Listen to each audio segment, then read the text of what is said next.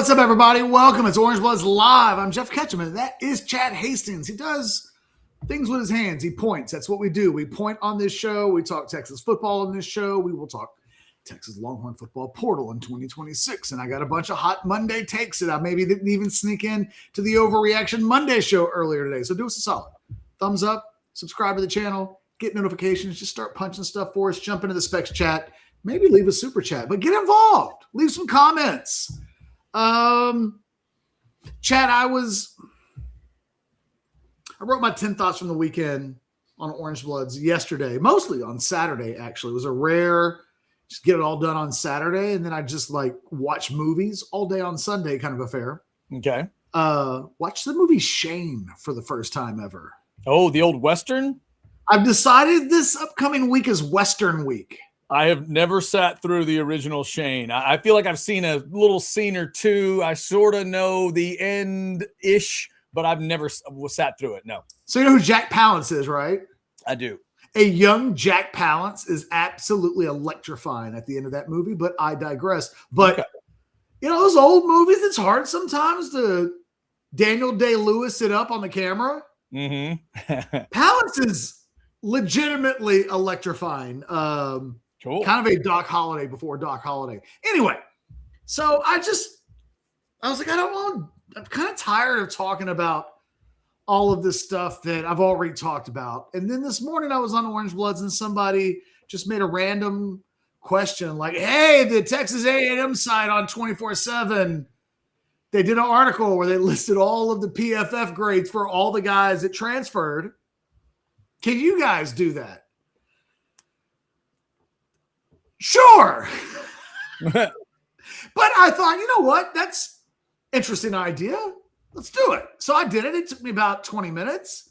I went through the 19 guys, and in the end, I think it ends up making for a really interesting conversation topic for a lot of different reasons. But there's one that we will get to in the next couple of minutes that's just so obvious that it makes for a shocking kind of a title. Let me ask you this. Do you want me to just do this in the order of, there's 19 grades. Mm-hmm. I need to tell a little bit of a story with, what I wanted to do is kind of start at the top and kind of work our way down into the elite echelon according to Pro Football Focus, and then kind of where the tiers drop. And then there's one name that will absolutely stick out in this exercise, okay? Okay. Should I mix the offense and the defense together to give it more weight? Yeah, I'm going to do it that way. So here's what we'll do. I think that's probably a good idea, yeah. Highest rated, according to Pro Football Focus. And look, just so you know, their rating scale kind of goes like this. 90 or above is retire the number good. That kind of good. That's Jade Barron level good if you need a level. 80 is Anthony Hill this year, whereas 90 is maybe Colin Simmons. A 70, now we're in probably the Trevor Gooseby. It is above average. Mm-hmm.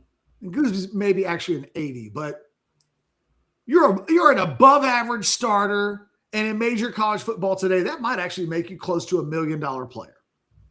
Anything in the 60s is average. Mm-hmm. Anything in the 50s is below average. And then, poor, very poor, that kind of thing. Okay? Right. Highest rated guy that Texas gets in the recruiting class from the portal, Rasheem Biles, 83.7, which puts him in basically all conference level good. Wow. Okay. Does that surprise you that he's the first? Do you have a predisposition on this? If you made me guess, if you said guess who the highest rated player is in this portal class, Give me who you think would be the top three. I would have had Biles, Cam Coleman. Who would a third be? Those are the and maybe Smothers as like the first three that would pop in my head. Okay. So hold on to that thought, because there's a really, I asked you that knowing you would feed the beast. You did. You fed the beast. You didn't even know it, but you fed the beast. All right. So Biles is 83.7. The next highest rated guy, we go offense, and it's running back Raleigh Brown, 80.7. Okay. So the Arizona State running back is one of 2 players they get from the transfer portal class that are in the 80s. Those guys, any player that's returning to college at a major college level, that's returning with a kind of a grade like that, is usually like an All-America candidate. So, I don't know if that's too much for those guys or not, but that's not crazy talk for 2 guys that were all conference in their leagues a year ago and are expected to be very, very good on a very, very good team. Okay. Now we get into the 70s, right? So this is above average. And there's just a bunch of guys, okay, which is good because if you're Texas, you just landed a bunch of really good players. A little surprising to me. Only 2 guys are in the 80s at all. Everybody else is in the 70s or lower. Yeah, and look, maybe I should do this with Oklahoma and A&M and you know what I mean? It might be interesting to see what this looks like side by side. Right. Maybe that's a different Orange Bloods article in the next 5 hours. But for now, the task was to just focus on Texas. But I think context would help. But let's just, next highest guy, 78.6, Hollywood Smothers. Okay. So you're 2 out of 3. Mm-hmm. Okay. 77.2, we go back to the defensive side of the ball. Rutgers cornerback Bo Masco. This is what it looks like to be second team all Big Ten. You're almost at an 80 in the PFF grades, which 77.2 is pretty damn good. Now we go back over to the offense. You ready for it? I'm ready. You knew it had to be arriving, right? It's got to be. I figured it was getting here at some point. Tight end Michael Masunis from Michigan State, 76.3. Wow. Okay? Masunis, the tight end from Michigan State, has a higher PFF grade. Hold that thought. We're not done, Chad. Okay. And it is really going to speak to the greatness of Jackson Arnold, where we stop on the merry-go-round, okay? Okay. At 73.1, we stay on the offensive side of the ball because it's time to say Wake Forest offensive lineman Melvin Ciani, 73.1. Okay. Okay. We can now exhaust ourselves. We have one more guy in the transfer portal class that's in the 70s. Mm-hmm. It's time to say Arkansas defensive tackle Ian Gefford, 72.8. Wow. Now, only now, do we get to 69.4. That's 1, 2, 3. If we count deep snapper Trey Dubuque, who has a 72.7 on deep snapping, and I got to say, I kind of like that. I want my deep snapper to have good grades. Sure. You say that's not important until you don't have a deep snapper with good grades, and then you really want a deep snapper with good grades. So 1, 2, 3, 4, 5, 6, 7, 8 guys in front of Cam Coleman, multi-million-dollar man, PFF grades 69.4, which, to be fair, is a tie with offensive lineman Lawrence Seymour from Western Kentucky. So they're tied for 9th. Oh, wow. Okay. I don't even know what to say about that. I don't know what conclusions to draw. No one is literally making an attempt to say that Cam Coleman's not really, really good or really, really talented. Nobody should ever make too big of a deal out of Pro Football Focus's grades. I was going to say, I feel like I should just scream cockamamie for Alex Dunlap just to get it out there. I think it really speaks to, like, this is what it looks like when a badass wide receiver has badass in the wrong way, like bad ass quarterback play. Like, when quarterback play is so bad, it's not bad or ass. It's how good is Jackson Arnold? Bad ass. ... Yeah. So the other thing is I did some stats from this weekend, wide receiver stats. The whole point of this exercise for me is Cam Coleman last year had 700 plus yards, maybe like a half dozen touchdowns. I don't remember the exact number, but some of this data will explain what he's walking into at Texas, which is a situation where at the end of the year, think back to that Michigan game. Arch had some drops in that game that were his best throws. He throws a ball, I think it was to McCutcheon, to the left hash mark. Oh, yeah. Did it just, it's a seed. And McCutcheon drops it, and it was like, I don't care. It's 2 months, it's a month later, I'm still talking about it. It was that good of a throw. So I'm looking at a stat that just blew my mind. It was yards after the catch per reception. Because I think Cam Coleman is going to have a monster year with Arch Manning throwing him the football. Listen to these stats. In order, these are all of the Texas wide receiver names that you need to know. Yards after catch per reception. So, Chad, what this means is guy catches ball. What does he do with it afterwards? Right. Got to catch it first. Very important. Ryan Niblett, 12.1, leads the stat. Good stat. Dalen McCutcheon, 2 at 9.0. Ryan Wingo, 8.3. Emmett Mosley, 6.4. Parker Livingston, 5.7. Sterling Burkhalter, 4.8. By the way, pretty close. There's a few of those where you look at Livingston and Burkhalter and you go, yeah, kind of close. Guy. Yeah. DeAndre Moore, 4.8. I would say that's why he's no longer here. Khalil Lockett, 2.6. Cam Coleman, 2.1. Oh, Jackson. So, I went and watched Cam Coleman's highlight tape because I was like, what does that look like? What does it look like? I watched the Cam Coleman highlight tape and I was like, he's a freak. But how can he be a freak if he only averages 2 yards after contact per reception? Or yards after catch, not contact. And I went back and watched the highlight tape, and you realize that dude never gets hit in stride with a football. Everything's above his head. Everything is in the air. Everything is jumping in between 3 or 4 players or trying to make a one-handed catch. They could not get him the football in a way. Let me put it to you like this. They couldn't get him even the football the way Texas at the end of the season gets Ryan Wingo involved. And he is electrified. Like when you see his athleticism, you're like, oh, I want to see more of what this guy can do. The quarterback play at Auburn last year was so bad that his numbers are so terrible. And I had some Texas fans look at those and go, does that mean Texas got a raw deal? They bought a bad investment? And I said, you know what? That's fair.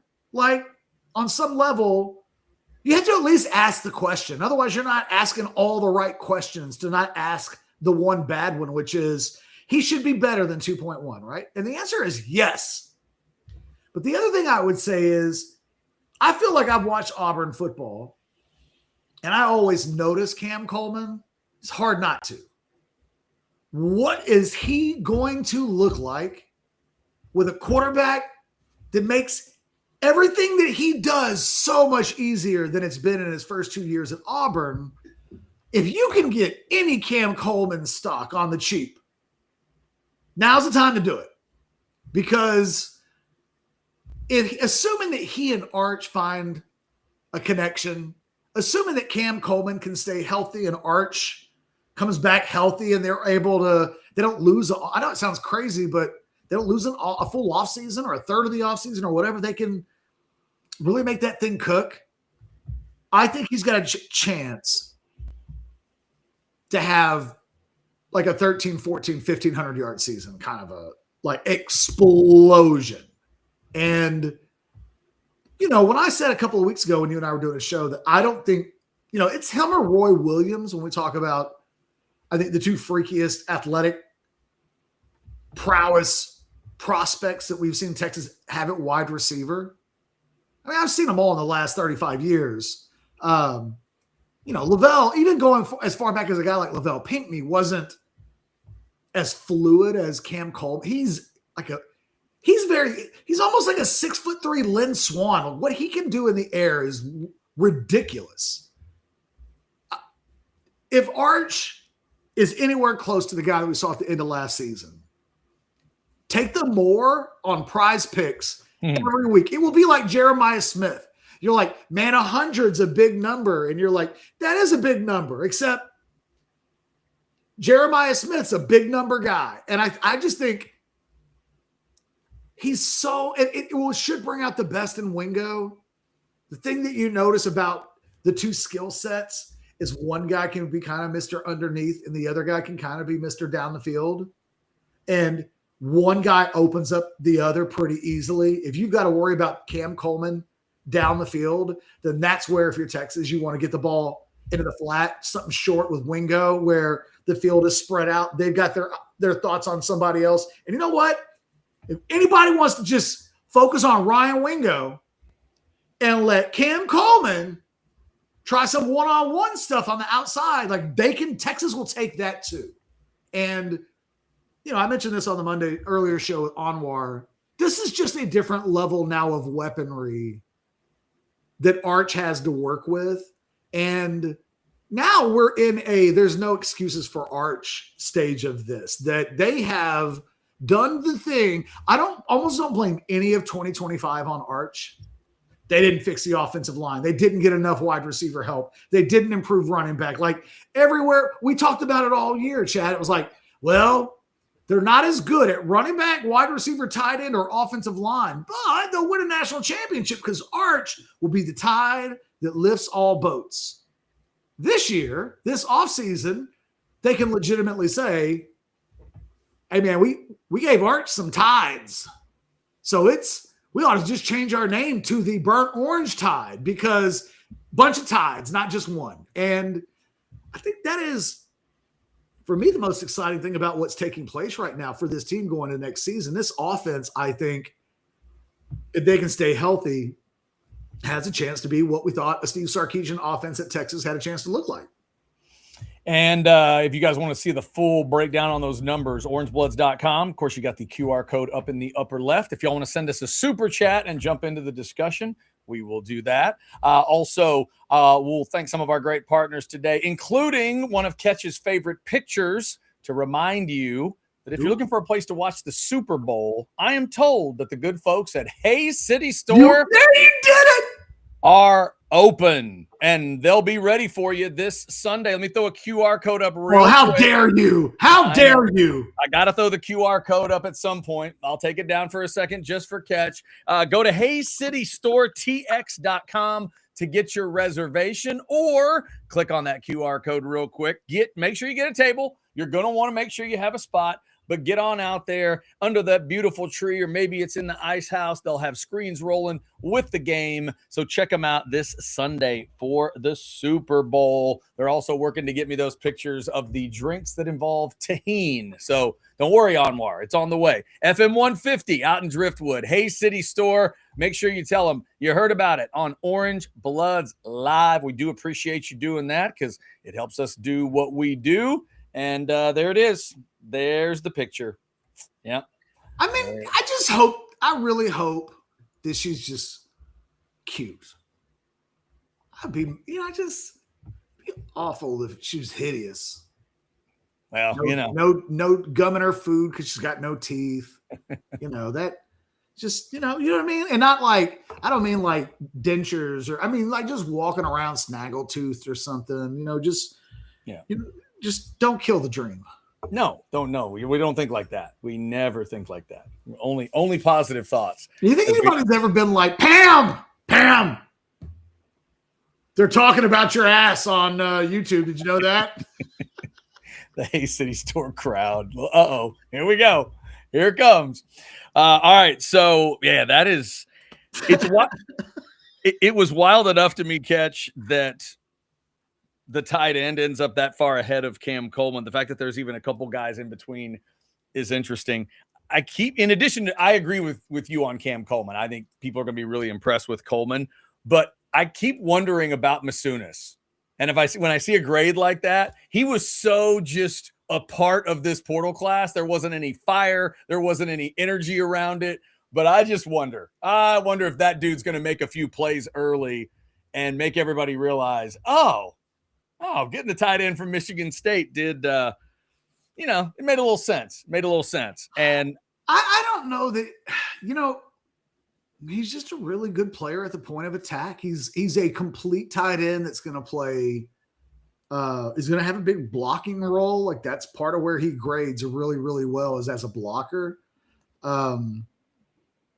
I don't know how big of I don't know if the tight end position is Arch's instinctive favorite thing to go to. I think it needs to be, right? I mean, as he goes into the NFL, he definitely needs to, I think, look for the tight end more.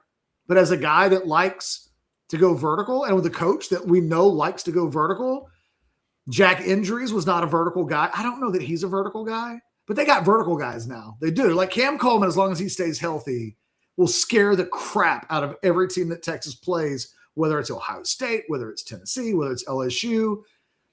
And it's a field changer for Texas that I don't, other than finding a really, really fast guy to also put teams under pressure from what just Texas can apply on the field, from a profile standpoint. I'm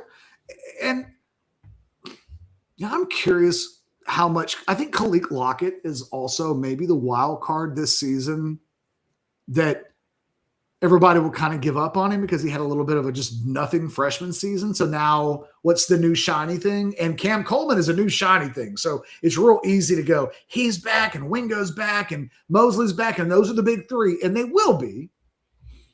But I think there was an instinctiveness and a willingness to let Parker Livingston go. And I think they felt like, well, we can find somebody who can kind of do what he does for less money.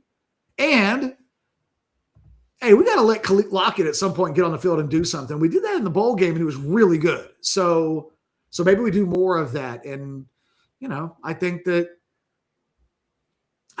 on top of Cam Coleman, I think there's a sneaky chance that there's an impact kind of a guy that might emerge from the non-big three. And, this team having more weapons is the kind of thing that will carry it a long way. I would contend you can make a case not having two more healthy players in 2024 cost Texas the national championship. That, we forget in that Ohio State game, we focus so much on the red zone issues that they had and not being able to punch it in from the one and the play calling, all of that stuff.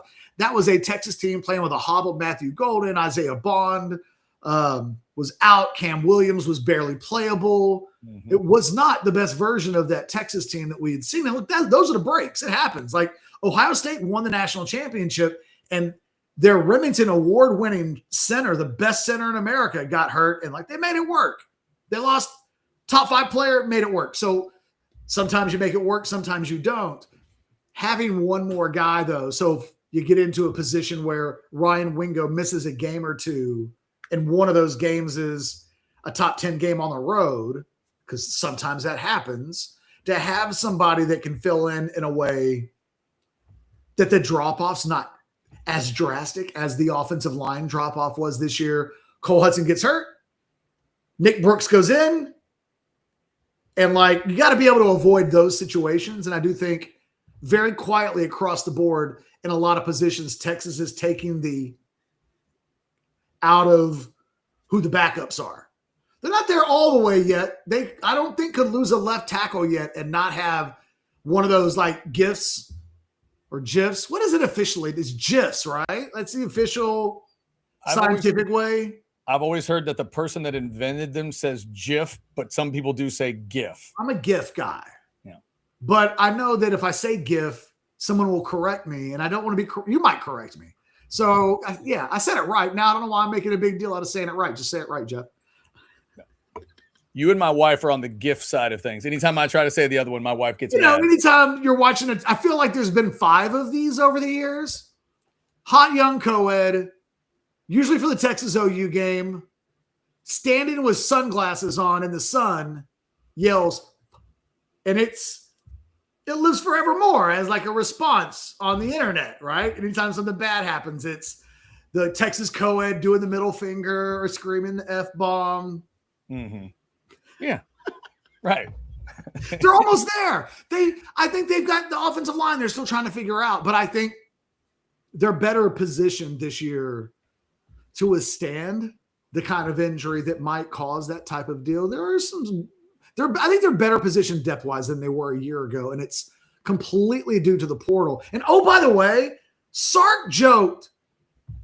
Not even joked. I think he was serious. He's like, we're not ever going like 30 guys. We're not signing 30 guys. That's crazy town. You're gonna have to commit me to an insane asylum if we're taking 30 guys in the port. They're at 19. It's not 30, but they're not done either. Right. That's 8. That's 8 above the number that made his voice shake. Yes. When he got to 11, it was like 11. Oh, the thought of 11. And now he's at 19. Yeah, it was like watching Top Gun Maverick when Maverick gets the jet over the mark. Right. And then he's like, let's just see how far we can go. And like, yes.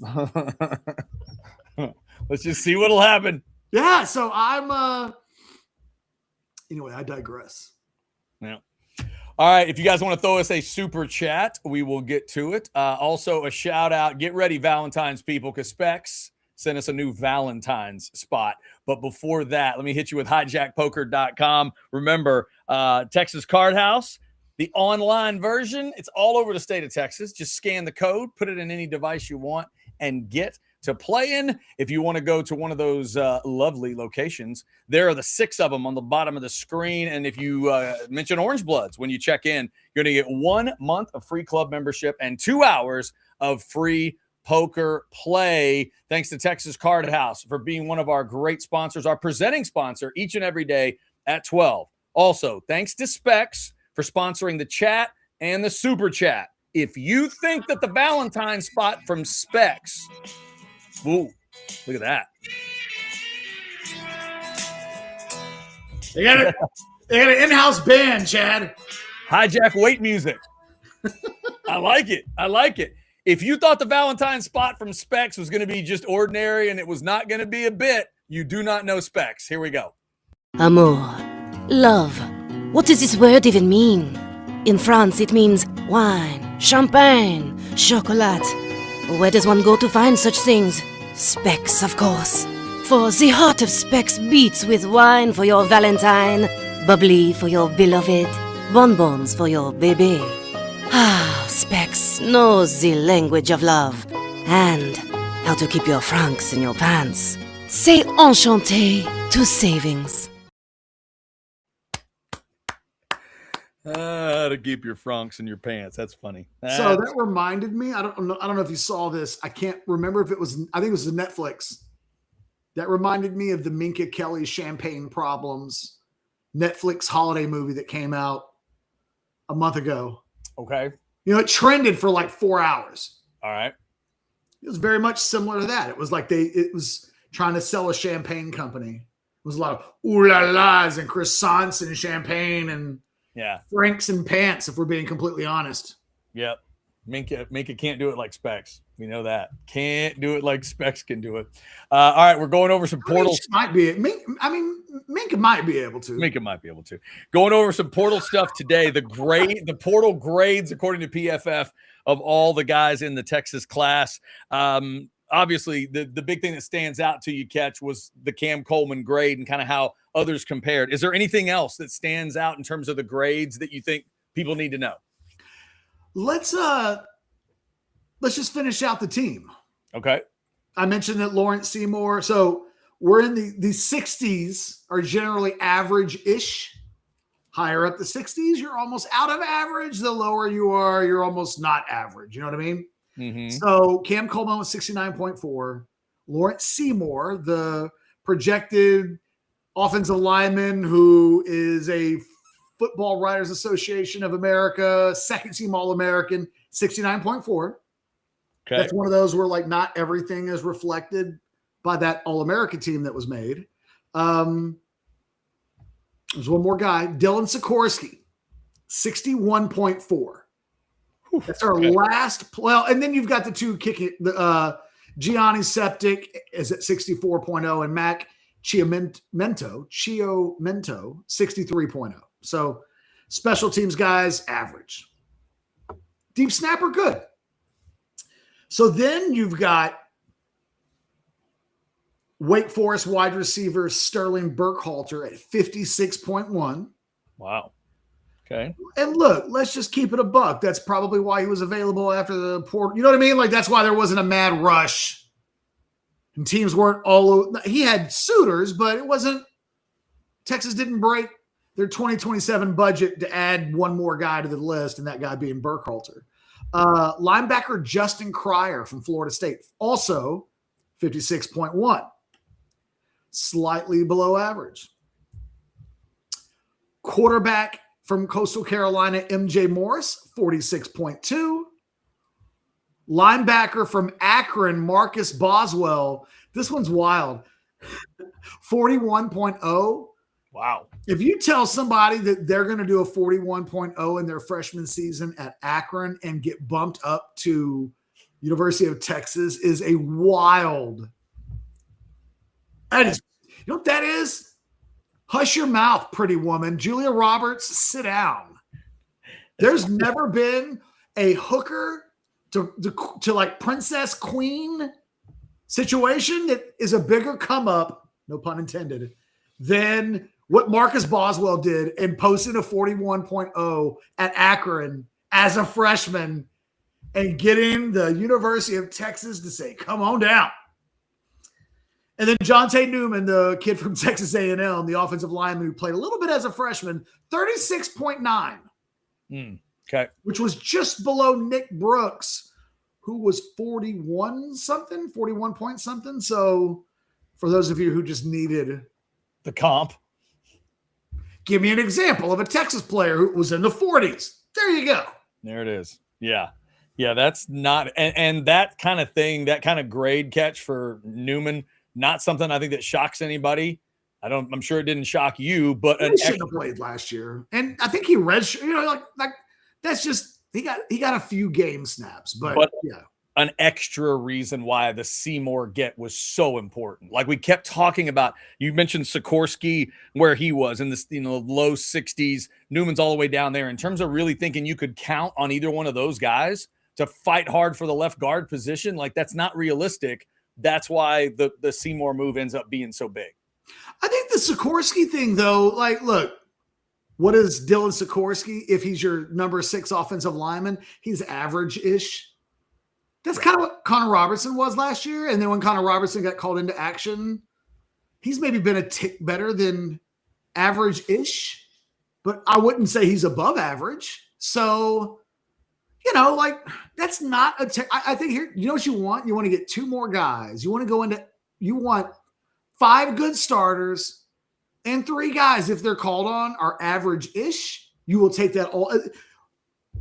Kyle Flood would snap your hand off if you offered him that deal right now. So they're not there yet. And I think that I think Sikorsky gives them 6 if everybody's healthy.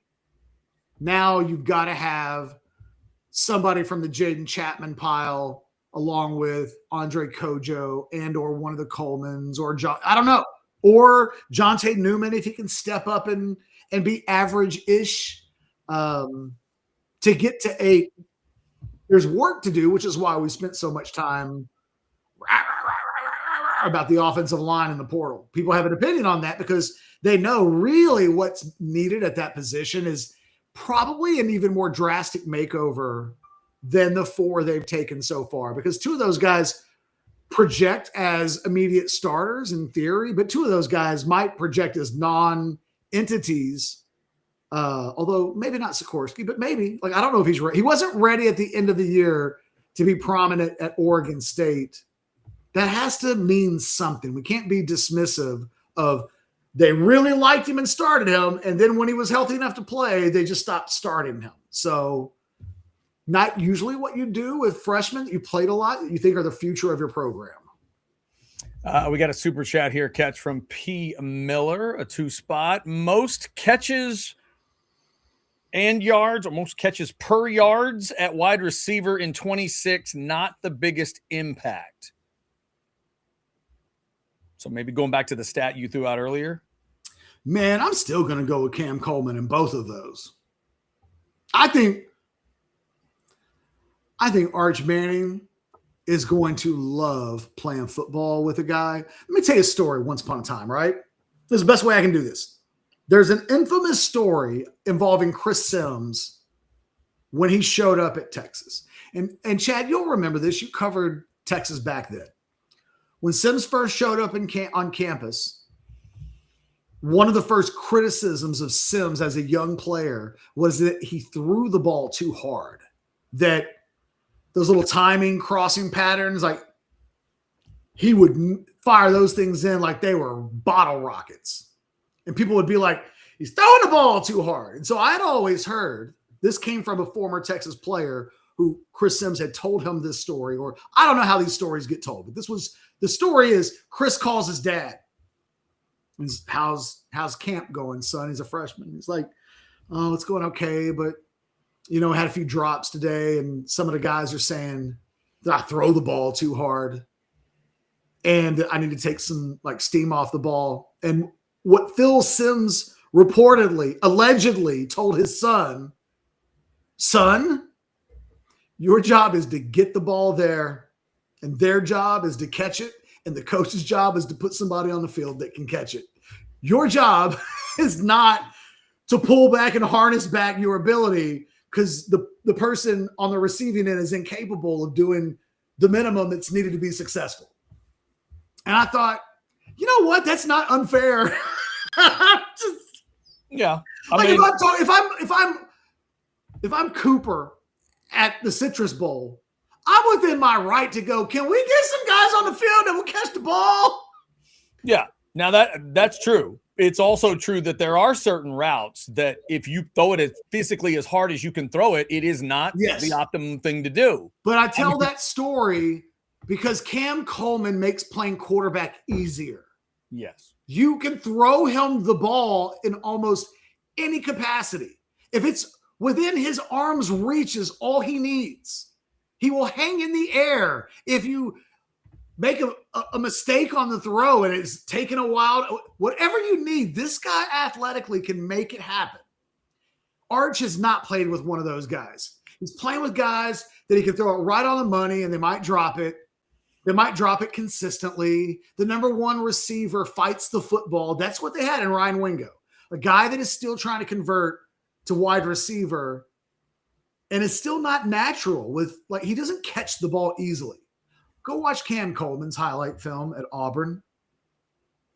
I don't know that there's a lot of yak after the catch, but there's a lot of hands. There's a lot of that. Anything. Yeah. And if you're Arch, now you've got a guy. We see this in the NFL, Chad.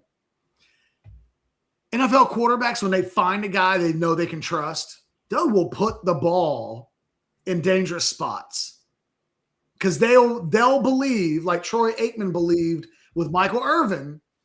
Well, look, Michael catch that ball 9 out of 10 times, and on the 10th, ain't nobody else coming away with that ball. And when you have that kind of trust in your number one guy, and they're not there yet, they're a long ways away from there, but the skill sets match up in a way that it's like when you see a big man and a point guard to a certain extent, it's like, oh, in theory, that should work real well, like a pick and roll partner for Chris Paul. Like, let him find somebody he can lob the ball to. I just think that at the end of the season, as well as Arch was playing, he couldn't depend on anybody. Not really. The one thing you'd say about Cam Coleman is he finds a way to make an impact on a game when his quarterback is trying to make it almost impossible for him to make an impact on a game. I just think both of these dudes are going to appreciate the hell out of playing with each other. The first practice with Arch Manning, Cam Coleman's going to go, oh, it'll be like when Jules finds out that the wolf is showing up at the house. Oh, shit, why didn't you say so? And I think Arch will be like, whoa, nice. It's nice to have a guy that can do that. And then the rest could be wedding bliss or honeymoon bliss, so they say. P. Miller, thank you for that super chat. We do appreciate it. Interesting question in the chat that I want to get to. And we will do that after I tell you about Sinus and Snoring Specialists. Really, this is after I thank you guys, because I was talking to the folks at Sinus and Snoring Specialists. They told me that some of you, of course, have gone into Sinus and Snoring Specialists. You told them that you heard about it on Orange Bloods, or you mentioned Orange Bloods Live, or you mentioned my name. I really do appreciate that, because that's literally how this thing keeps going. They want to keep track of it. They want to know that, the advertising is working well. And you guys have done that. So I appreciate it. If you have not checked them out yet, this is the place that can get rid of your allergies for good, your sinus issues, all that snoring and sleep apnea stuff you've been dealing with. They can get rid of it in a way nobody else can. They have surgical and non-surgical options no other place has. 601-0303, or go to sinussnoringent.com. You can start looking at videos and some of the information they have for you. I went to have my first procedure with them back in 2017. So I'm coming up on 9 years since making that decision, and I've never regretted it. You will not regret it either. You'll love how you're treated. Check them out. Sinus Snoring Specialists. Feel clear, rested, and healthy. And again, I appreciate you guys mentioning me or Orange Bloods Live as far as where you heard about it, because it really does help out. So thank you guys so much for that. Chad? Yes, sir. Because I know you're about to adjust, okay? Well, two things. Orange Bloods one, no. I go with kind of the same thing, because I don't like cups that sweat. So I have these tumblers. Yeah, it's not even massive. I can't pour. I don't even think that's 32 ounces. It's a solid. You got one of the old. That's one of the big Tervises. Those big Tervises are 24s. I think 24s. I know it may look huge because I'm putting it in front. It looks like a giant right now, but it's just a regular cup, I promise. Yeah. The other thing is, Vivek said Cam also had some drops last year. And if I may, one of the things I looked up was drop percentage for all of the Texas receivers, like I did on Yak per reception. Mm-hmm. Now, just full transparency. Xavier Worthy with a broken hand in 2022. Remember, kids? That included 3 in the bowl game and a total of 5 over the course of the last month playing with a broken hand. His drop rate that season, after Texas fans wanted to run his ass out of town because he dropped too many passes. It's not the Mendoza line, Chad. It's the Worthy broken hand line. If you're near the broken hand line, we know Texas fans probably not going to be real happy with you. Right. Because they really got mad at Xavier Worthy about it. His drop rate's 10.6. Now, generally speaking, anything in the 4, 5, or 6 range, yeah, it's good. It's good. Anything below that's elite. But sure, when you look at the best receivers in pro football, they're going to drop one out of every 20 passes. They're going to drop. But you can feel as a fan how that 10% range does feel dangerous. You can't have a receiver drop. Well, it's Xavier Worthy in 2022. Right. 1 out of 10, you're going to feel that as a fan a little differently. That's twice a game. You know what I mean? It does start to add up in the slim margin. So here we go. Drop percentage. Emmett Mosley, 0%. Okay. I have a question about that, but he's good. I feel like he dropped a ball somewhere. But if they say 0%, they say 0%. Pro Football Focus numbers, by the way. Ryan Niblett, 0%. Khalil Lockett, 0%. Nice job, Khalil freshman Lockett. Parker Livingston, 6.5. Mm-hmm. Rock solid. I have no issues with that. That is, you can look up the best in the NFL and you're going to see something in line with that. And you're going to go, well,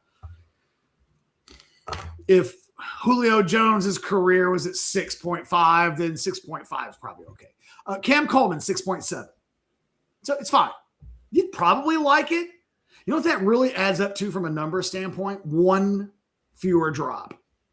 1 fewer drop, and that 6.7 is probably like a 5 point something. But Hey, man, say la vie. That's the way it goes sometimes. But 6.7 is fine.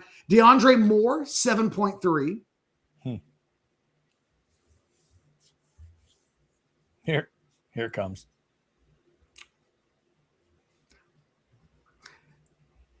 Ryan Wingo. Yes. 11.5. Ooh, yeah. I was hoping it wasn't double figures. I'm not done. Oh. Sterling Burkhalter, the new kid coming in. Yeah. 11.8. Yeah. Yeah, don't want that. I'm not done. Okay. There's one more. Dalen McCutcheon. Remember our guy, Khalid Lockett, 0.0, true freshman? Yeah. McCutcheon finishes 12.5. Okay. Got to improve on that. So that is 3 of your top 6 or 5 receivers with Chris Jackson he's got some work to do teaching these guys to catch the football. That's too high. Like, that will become the story of next season if Texas if those numbers don't come down. Again, the best way I can tell you is those numbers are all higher than Xavier Worthy in the worst of his seasons when he was playing with a broken hand and nobody knew about it. Like, that is what those numbers are. It's way too high. And I tell you what, one of the reasons why I think bringing in Cam Coleman is really important. Ryan Wingo can't be a true number 1 wide receiver if he's dropping 11.5% of the balls coming his way. Yep. That's totally agree. Just get you beat, and it exasperates everybody. It takes the wind. Drop balls take the wind out of offensive sails. And, I can almost excuse some of these guys' numbers being a little bit skewed because their opportunities are far and few between. But Wingo's usage rate is extreme. Yeah, and we getting 2-to-1 like target rates at the beginning of the year. This tailored off towards the end of the season, where Mosley started to get into about the half dozen range. So you would get Wingo at 8. You'd probably get DeAndre Moore at 5 and Mosley at 6, and Parker Livingston gets 4. It's a little bit more of a balanced wide receiver pool of targets.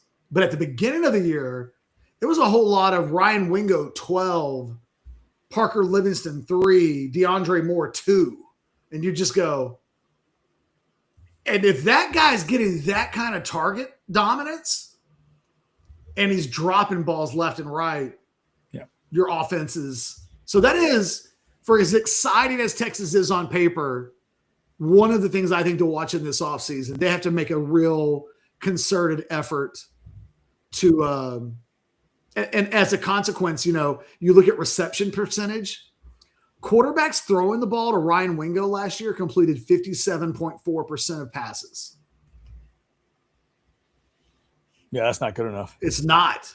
And whereas on the higher end of that, DeAndre Moore, 77.6%. So, hey, man. That's fantastic. Say what you want to about what DeAndre Moore wasn't, but I'll tell you what he was. Yeah, he gets the ball when you threw it to him. He caught the ball when you threw it to him. That's a drop percentage of 0.0. And, I'm sorry, DeAndre Moore is 7.3. I was thinking of Emmett Mosley. This is a weird one. Emmett Mosley's reception percentage, 58.3. But that is with a 0.0% drop rate. Right. That would usually indicate a lot of downfield, but that's not even true because no, that's not really what they did. That's not what they did. He was fourth, 13.3 yards per depth of target. So anyway, I broke down some wide receiver numbers really because I wanted to see what it looked like to lose Parker Livingston and DeAndre Moore versus what is replacing them. And I just think that there's a sure-handedness or a little bit of guarantee on the box that Livingston and DeAndre Moore gave you in terms of I don't know that they made big plays all the time or that they lifted the team up, but they didn't drag a team down. And when your number 1 receiver throughout the season at times is dragging you down, the last thing you can almost suffer is a fool at another wide receiver position. Those guys are almost paying for the sins of the A guy because, hey, man, we just got to have somebody that can catch the ball if the A guy is going to drop a couple every game. or one every game. And anyway, it's my wide receiver TED Talk. Longhorn Football Edits with a $5 super chat. If given plus 600, you'd bet $100 that the first offensive play versus Ohio State is a screen to Wingo and Coleman first receiving touchdown. I'll hang up and listen. Yeah, I do that on Prize Picks. Do that? I have to find a non-Texas play to pair with it, because they're on the same team. But I'll have some of that. Look, that should have been the first play for the last three, ever since Wingo showed up. Certainly last year, that should have been the first play in the first 2, 3, 4, 5 games of the season. Every game, part of what Sarkisian needs to be trying to do with a young quarterback or a struggling quarterback, get him some easy throws, get some confidence, see if you can get a little momentum, think about what those Ryan Wingo catch and runs did hey, man, making life easy on Arch. It's nice when you can make the job easy on your quarterback. So, yes, I think that is easily – that's got to be like Tyson versus Buster Douglas odds right there in terms of picking the first play. It has to be under consideration. Cam Coleman catching the first? Maybe. I wouldn't dismiss Ryan Wingo either for just the obvious reason that they might throw it to him first. Yeah, it kind of just depends on the setup of it. I'll tell you this. If you could guarantee me there's going to be like a 1st and 10 from the, 18, 16, something like that catch. If you guarantee me that, 1st and 10, inside the 20 on the first drive of the season, absolutely I want Cam Coleman for that first one. Because Cam is one of those, you throw that up.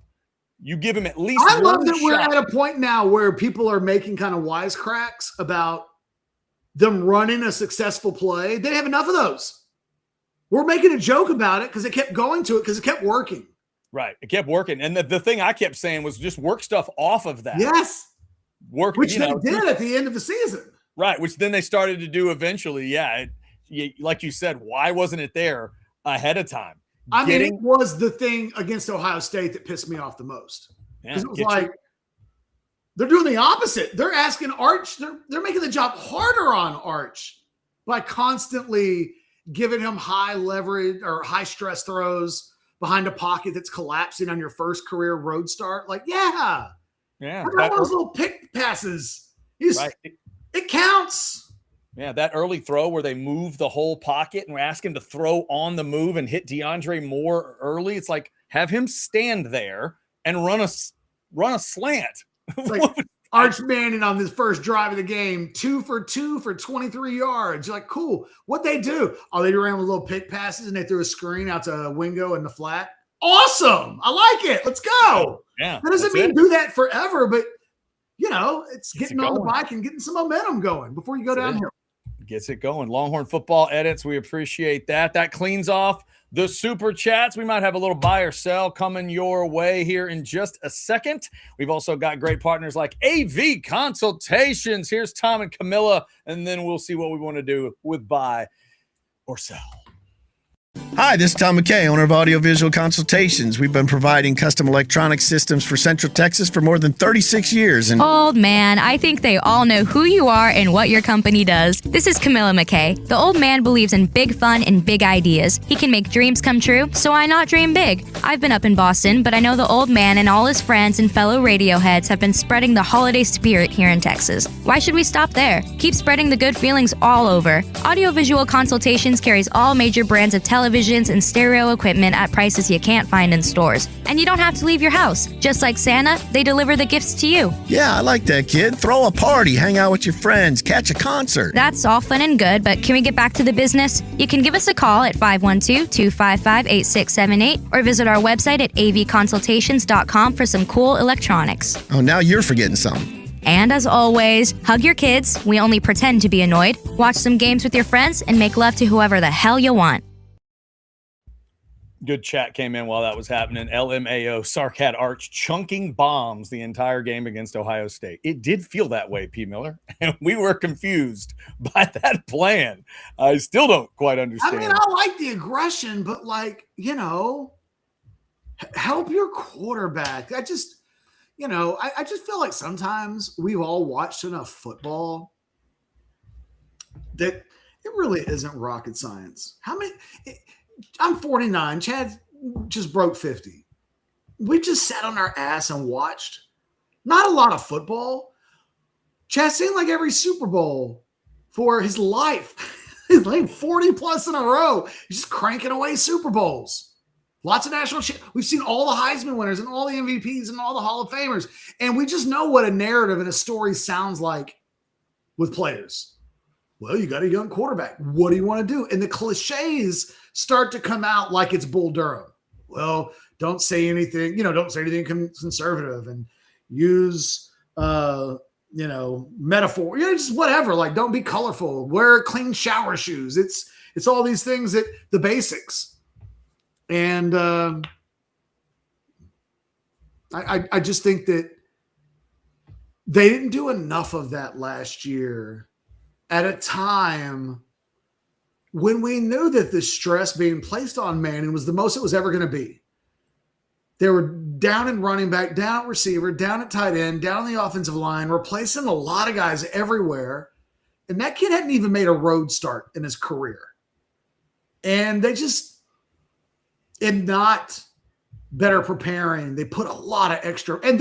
But then to the point you get to the games, and on top of all of the other stuff that you've done that's applied pressure on the Arch, you get into the game and you're not giving him, I think, easy, successful, confidence building kind of plays for your young quarterback. It just never made sense to me. They treated Arch last year at the beginning of the season like he had started a season's worth of games and not like a guy that was making his first career road start in Columbus, Ohio. I mean, it just, I almost feel stupid now. Like, you think back to some of the conversations we had. It's not that we didn't bring up the potential trouble spots that caused ultimately the downfall of the Texas team last year. We just took for granted how Manning was different than mere mortals, and he wasn't, and he's not. And the funny thing is, neither was Colt McCoy, and neither was Vince Young. We've literally in this town have never seen a quarterback skip the kind of sucks at times moments. Never happened. And we just said, yeah, playoffs, Final Four, national championship game, hashtag because Arch. And I think maybe the best thing, again, I said this earlier today, Chad, on the Monday Overreaction show, but the best thing that they've done is that, like, now they've done enough now where it's like, okay, Arch, you have no excuses now. It felt like I made excuses for Arch a lot last year for a million reasons. It does feel like, other than a little bit of this offensive line thing, that there's a lot that they will have been able to do for him, that let's see what this kid can do now, because now he is experienced. And now, I don't know, man, they're helping him out, even maybe at the tight end position. Like you said, it's not unimpressive. You know what I'll do here real quick? Do you remember did you write it down? Do you remember what the Masunis number was? Yes, 76.3. I'm going to look up injuries. Okay. They hated Jack injuries. They hated Jack injuries so much that people that know Jack injuries would message me because they were constantly like, I got a message about how Jack injuries got, I guess he got a negative point for a Hail Mary that he didn't touch. So he got like a negative grade on it. Somebody's at Pro Football. I don't know. I heard this a lot, right? But his grade at Cal was a 77. Okay. Last year at Texas, he was a 68.5. So, but some of his grades, that was picked up into the year. Georgia, Arkansas, A&M, he has his best 3 games of the season. But listen to this stretch from UTEP through Vanderbilt, okay? 60.2 against UTEP, 57.5 against Sam Houston State, 54.5 against Florida, 62.2 against Oklahoma, 49.3 against Kentucky, 54.3 against Mississippi State, 48.5 against Vanderbilt. Yeesh. This guy was living in the Pro Football Focus world. This guy was living for more than half the season in wretched territory. And then 66.2 against Georgia, 72.8 against Arkansas. You ready for it? Sure. 79.1 against A&M. We'll say it felt like 88, but yeah, I bet I figured that'd be the highest. I would just, of all the things an A&M fan will have suffered through last season, it'd be really hard pressed for me to find the one that might piss me off more than the Jack Injuries game. We got the Jack Injuries game. Jack Injuries got the another Trey Wisner performance and Jack Injuries. Those two guys just woke the hell up. If you see just Jack Injuries in the A&M game, you'd be like, oh, that guy's going to be a second-day NFL draft pick. Yeah, absolutely. Look like Jason Witten, except when Witten, it looked like Witten without the helmet. I hope the Cowboys are giving him a look in this. You know, we like tight ends. Let's hope they look at him at tight end now. Oh my God! All right, Cash, you want to buy or sell, or you want to get out of here? Let's do it. Let's do it. Let's do it. Let's do it live. Let's do it live. Sailor Joe, I'll get back to that question that I was going to ask as soon as before we get out of here. I promise. All right, first or second? Real quick. Oh, are you looking at the Sailor Joe comment where I interrupted you? Real quick. Like, I don't, I want to. Yeah. Earlier, Catch interrupted Chad. You were about to ask a question, and then a super chat came in. What was it you were about to ask? I was just going to throw up this thing was in the chat, this right here, but I didn't realize was a thing. How do you feel about going from 4 to 9 game redshirt rule? I didn't realize that had happened. Is that where we're headed in 2026? Yeah, I don't remember what the exact number is, but I know it's wow. It's up there now. Well, we're eventually headed towards everybody's going to get 5 to play 5. Yeah. I think that we're eventually going to see the redshirt rule go away. And they're just going to make this real easy. When you show up, your clock starts. You have 5 to play 5. And then if you have multiple injuries or something that they, at the end of 5, maybe there's a hardship medical like we're seeing in any guy who's ever been given a hardship medical. But this is the thing that in a lot of ways is somewhat hurting, in theory, the Seymour kid, right? His clock started that he didn't play in 2023. Typically isn't the NCAA's problem historically. Like he was in the sport. So right. Him having 2 redshirt seasons isn't because of some sort of hardship. That's what he's trying to win. That's what he's trying to appeal, is that there wasn't a hardship there. It centers around, it would appear, the transfer rules and when you cannot enter the portal. It's somewhat convoluted and complicated, and we'll see what happens. Texas, I think, feels good about it. But in the future, 9 games, cool. I don't know how much that changes, honestly. How many Texas freshmen last year? Because you got to remember, Texas trying to win a national championship, and they're playing games against really good teams. Yeah. Texas is not the program where you can just let freshmen grow up on the field with some mistakes if they have some in them. Yeah, I like the leeway it gives you, though, because, I mean, you get 2 games that they're supposed to be on the easier side, so you can just tell yourself they're going to play there, and then you've still got 7 to play with. Like, that's – Well, think about the year that they used Tyrone Swoops in the bowl game and burned a red shirt. Right. I mean, if you just had 5 to play 5, or if you had 9 games, they didn't have that, even the 4-game red shirt back then. So, and now bowl games don't even count towards it. So you can, they have made some rules that have been athlete friendly in the last decade or so. Yeah. Tyrone Swoops got so screwed. Oh, that was terrible. So screwed. Yeah. Honest to God, like Mac Brown should hold a press conference tomorrow and apologize for that. Yeah, that was bad. Tyrone Swoops lost a full year of eligibility because Mac Brown tried to roll the dice and played him his only game. Oh, my God. Yeah. Sailor Joe, that was the thank you very much for that question. All right. You want to go first or second, buy or sell? I'll go second because I got to shake off the Mac Brown Tyrone Swoops thing. Buy or sell number one, Catch. You think the Texas offense in 2026 will finish top 10 in points per game? Buy or sell? Sell. I think they should, but shoulds don't do things. Texas was 41st nationally, so there's a long way to go. They should be top 10 in points per game, but I didn't see Steve Sarkisian do it. He's never done that in his time at Texas thus far.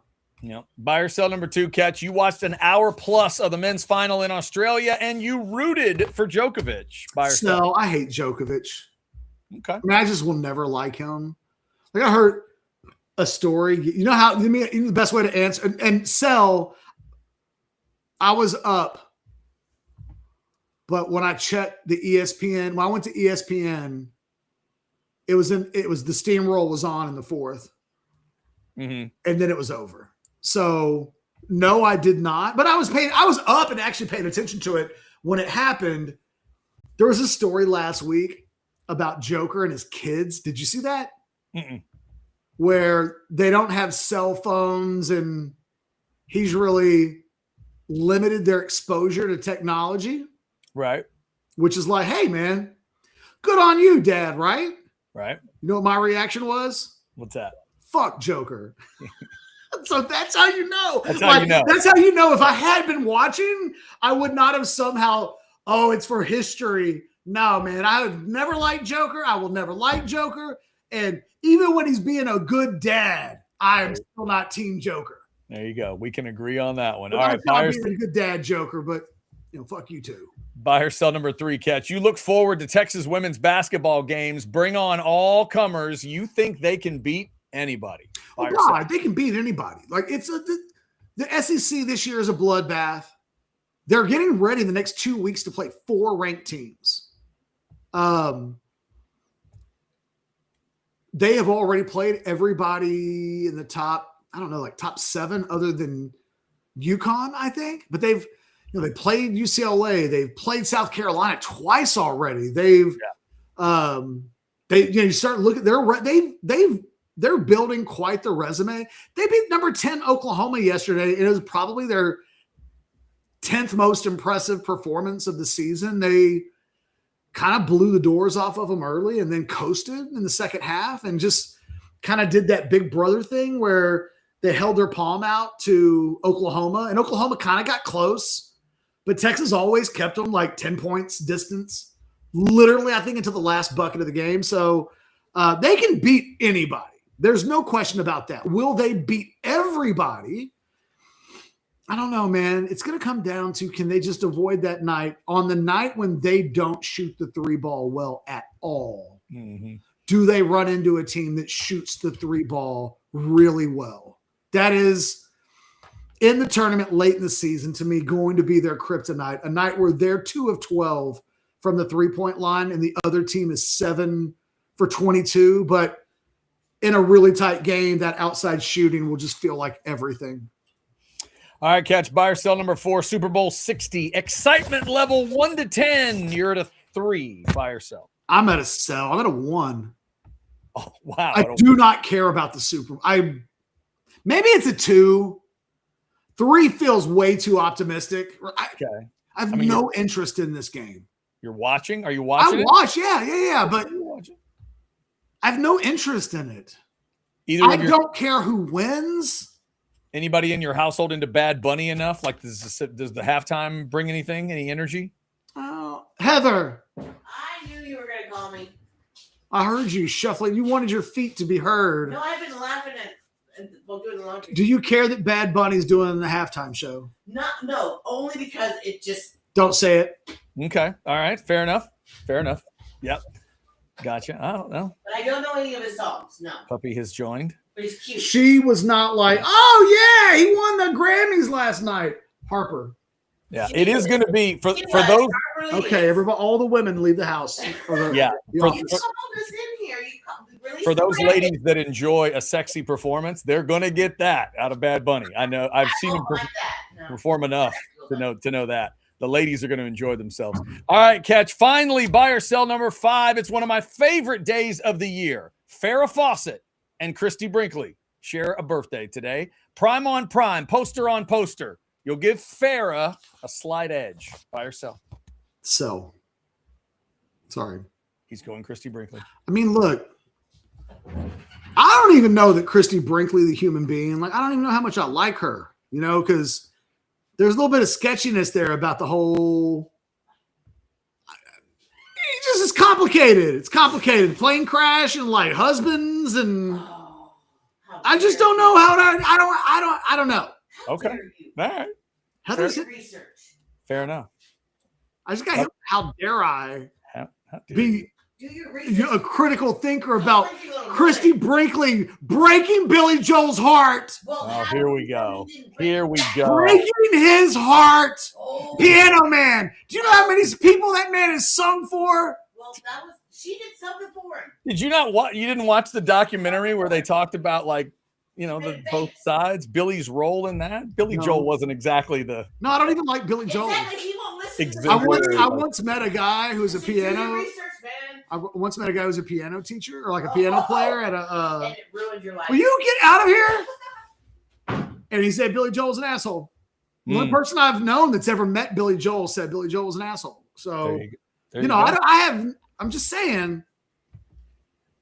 I'm just saying Chrissy Brinkley is so fine that she, in her prime, she revolutionized hotness in the 80s. That she became truly the first transcendent SI cover girl before there was Elle McPherson, before there was Kathy Ireland, there was Christy freaking Brinkley in the Uptown video and in the Vacation movies, right? Like, she's so freaking gorgeous that Clark will risk his marriage to go skinny dipping with her in the pool. Like, she's just a different level. And as incredible as Farrah Fawcett is, I cannot go. Farrah Fawcett is one of the most beautiful women I've ever seen in my life. Like, but at some point, everybody's got a nemesis that can't be beat. Mm-hmm. I don't know what Christy Brinkley's kryptonite is in this discussion. Maybe it's going completely the other way and it's a Brazilian woman or something, right? Just something that's completely different than her, but it is America. She got America on lockdown. 7 years difference between the two of them, in case anybody cares. And Longhorn fans, I'd lean towards Farrah. Go ahead, Catch. What do you got? Crazy. There's one Farrah poster shot in the red that everybody knows. Hell, half the old dudes watching this show still have that pinned up in their garage somewhere. But Christy Brinkley had 100 of those. That's what she did. There's one photo of Farrah Fawcett who I love, and like, let's be clear about what we're saying, right? But in the last 50 years, there's like one Farrah Fawcett photo that everybody knows. Christy Brinkley did like 10 of those a year. 10 of those a year, where it could be for any other person on earth the single greatest image that's ever been taken of anybody. And Christy Brinkley just wrote, she'd call that Monday. Yeah. Sorry, I'm going to stand on the Christy Brinkley table. I can tell, Brinkley fanboy. What do you got? But I'll take Elle McPherson over Christy Brinkley because I'm an Elle guy first and foremost. That was good. He still found a way to insult Christy Brinkley after all of the compliments. Well done. Good job. It's not an insult to say. Little dig at the end. There's like a second place. She still has America. She's the U.S. She's like the Magnum TA of women. She's the United States champion. Wow. She's not the world heavyweight champion. She's not Flair. Wow. She's like Magnum TA. Shout out to Magnum TA fans out there. That's fantastic. Fantastic.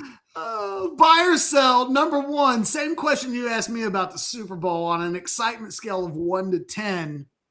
You're at a 5.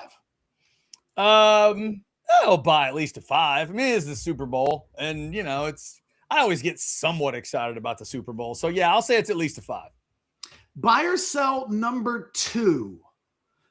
You think I should look up the Aggie players and their Pro Football Focus rankings, and that we should follow up on the Aggies and Sooners tomorrow with a side-by-side comparison, or Wednesday, or just sometime later in the week? Not like as a thumbnail, but like. I mean, I was going to say maybe a baby buy. I mean, overall for the people watching, I would say sell. No, they don't care. They don't really care about that enough to have it in a show. Like we would be interested, yes. So maybe it's like a baby itty bitty buy as like a secondary thing. But I mean, I wouldn't. It's like putting Reba McEntire on the Grammys. Some people are going to like it, but like the overwhelming majority of the people are going to be like, "Why is this old lady on the stage?" I still need to watch that, but I'm rewatching. I didn't watch it all, but yeah, I don't know. It's kind of an iffy buy. Sounds interesting to me. I don't know. Number 3, Justin Bieber in his boxers performing live at the Grammys. Put some clothes on, son. Buy or sell? Sell. I'm a big fan right now of all these artists that are in full command of their performances, including what they are or are not wearing. I'm for all of it. Do whatever you need to do. Do whatever you need to do. So I'm selling boxers, a guitar he may or may not have been playing. He wasn't playing the guitar. What was he doing with the guitar? Weird foot pedals. Why was the guitar behind him? Random shot, pull away shot of his wife enjoying the thing. Whatever. Do what you need to do. Sell. If I look like that with a shirt off, I wouldn't wear a shirt either. And those boxers probably cost more than my car. Buy or sell number 4, you have in the last 24 hours had a conversation with your daughter about the Grammys. Sell. We have not done that yet. Not yet. So last night, I had a faux pas. I made a mistake in front of that thing. It's interrupted my show now a couple of times. I know her name is Chapel Roan. Okay. I accidentally said Chappelle Roan. Chappelle Roan. And my wife has never made me feel older. She laughed in my face with a, "Okay, old man." Nice. And then shamed me. Just, she at one point laughed so audibly in my face that there was a hint of a crow's cackle in there. It's really rough stuff. I'm going to need some time to recover from the small. Again, I turned 50 this year. She made me feel 90 last night. Like as soon as I said it, she seized the moment. She's supposed to be my soulmate, the woman I'm married to forever. Yeah. I'm not going to go into the afterlife with a woman that's going to make fun of me over some, admittedly. You should walk into show. When you're done, you should walk into the living room or whatever, singing a Chappelle Roan, Chappelle Roan. Well, the reason why I brought it up, buy or sell, number 5. Yes. Chappelle Roan last night wore a top where all of her, did you see it? I don't think so. I saw when she presented the award. Was it a performance? No. When she presented, I tell you what. Because I saw her present the award for Best New Artist. I'm gonna tell you what. Do we have any more bills to pay? We do not. Okay, well then give me just filibuster for 10 seconds. I'm gonna upload this photo. Okay, you do that. I'll answer Paxton's question. Chad, did you like the Ozzy tributes? I've not seen them yet, Paxton, but I'm glad they did some Ozzy tributes. Haven't seen them. Was Reba one of the Ozzy tributes? That would have been a good idea. If Reba could have done Suicide Solution, that would have been cool. That's what I'm looking for. I need weirdness. All right, I got a picture. I'm going to load it into the system. All right, you get Chad, it loaded. Chad, I have to let you tell me whether or not this counts as nudity or not. I see. Okay. Maybe, I don't know. Like, it's close. It is the closest thing. You know, like when in X-Men, when Ramon Stamos is in the blue gear, and you're like, aren't those just her boobs? They're blue. Right. She painted them. Yeah, right. The painting, and it's just like this the Sports Illustrated swimsuit issue when they would do the paint suits instead of the regular suits. Like there's a sense of It's a She's borderline. really naked, but it's like, no, it's not. There's something there. And technically, there is coverage. Like, Okay. I feel comfortable saying there's coverage of the boob. It's All not right. a fully exposed boob. All right. Do we have it? Yeah, I got to hold on. I've been talking, so I haven't uploaded it yet, but I'm almost there. You just keep talking to me. Okay, fair enough. We're so late in the show now. If somebody's still watching us do the Grammys conversation, yeah, no, I know. It's just I got like 5 minutes and I got to roll, so I'm just making I won't sure. need all 5 of your minutes. Just give me a second. Okay, fair Give enough. me. I'm almost there. Okay. All right. I promise the payoff is worth it. I do not doubt it. Let me give an extra mention to Texas Card House and Specs. Our presenting sponsor is Texas Card House each and every day. Thanks to them. If you have not headed over to one of those great locations, you can do that. I see. Okay. I did not see this. That was not what she presented in. You couldn't do that, right? Like, I could not walk into public. I would be terrified that something would snatch that. Yeah. Somebody would fall on top of me or something, and suddenly you're getting a double yank down at the same time. Right. Couldn't Yeah. do it. That's a dangerous outfit, especially at something. Hopefully they had good security there. But yeah, it's That's impressive. bold, man. That is some. It's an impressive look. Okay, Chappelle, I see you. Yeah, good for her. Chappelle Roan. All right. Thank you all for joining us, liking, subscribing, getting your notifications. Tomorrow's Tuesday, so we'll do a modcast tomorrow with the fellas. Catch will be back on Wednesday. Thank you guys for checking us out here at Orange Bloods Live.